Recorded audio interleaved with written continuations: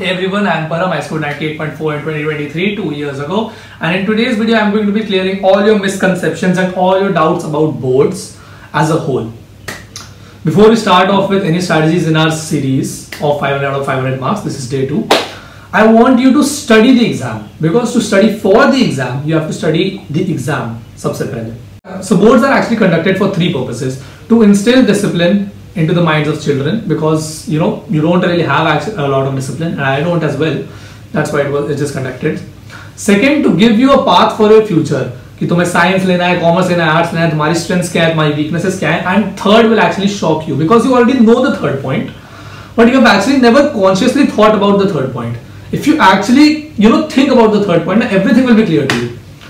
Boards are meant to promote basic literacy in people. Basic literacy. There is an exam which every single student of this country is going to give.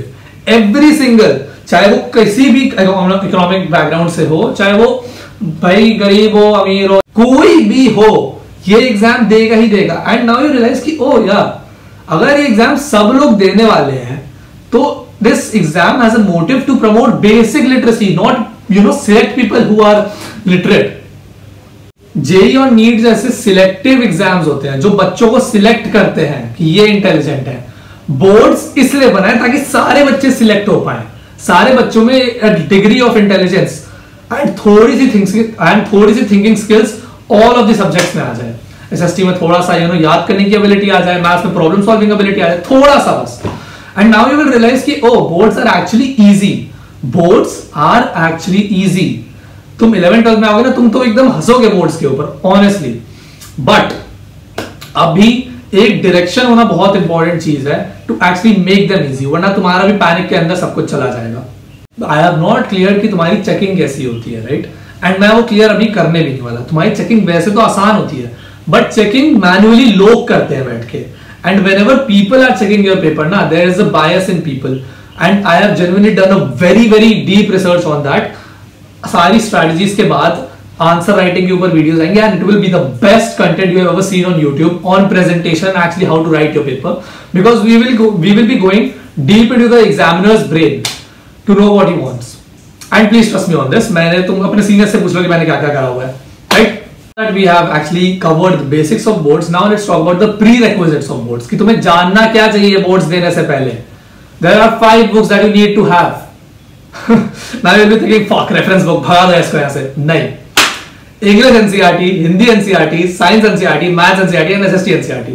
90% of the people do not even read the NCERT, and इसी वजह से वो लोग अच्छा score नहीं कर पाते हैं. This is a fear instilled in people कि तुमको ये वाली रेफरेंस बुक चाहिए, ये वाली बुक चाहिए, ये वाली बुक चाहिए. NCERT is the main thing and the only thing that you need. Only thing that you need. And I can tell you about this in one statement. Any reference book that you're looking for is designed for boards. Any reference book is designed for boards.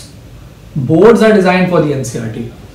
कोई भी reference book claim करेगी ये paper 80% यहां से आएगा, 90% यहां से आएगा. भाई 100% NCERT से आना है. You need to do this before doing anything.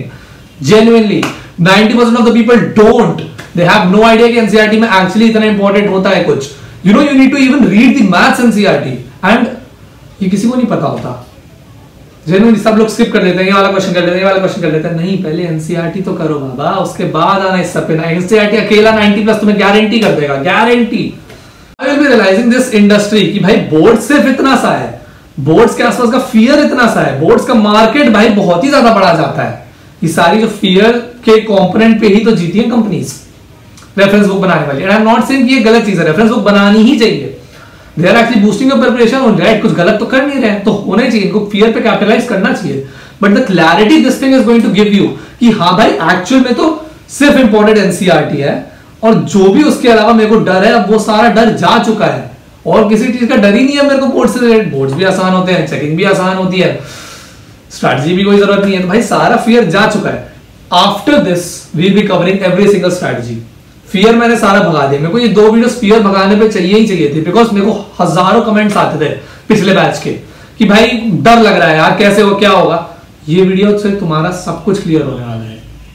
अब जो डर है तुम्हारे पास, वो डर सिर्फ इनएक्शन का है कि मैं एक्शन में कुछ कर नहीं रहा हूं, नॉट कि बोर्ड्स का डर हो। Anyway, I'll be going off now. If you think ये 2 episodes are a waste of time for you, you can actually go into the comments and seniors की तुम बात मान सकते हो and actually trust me on this. I will not break your trust. चलो, bye bye.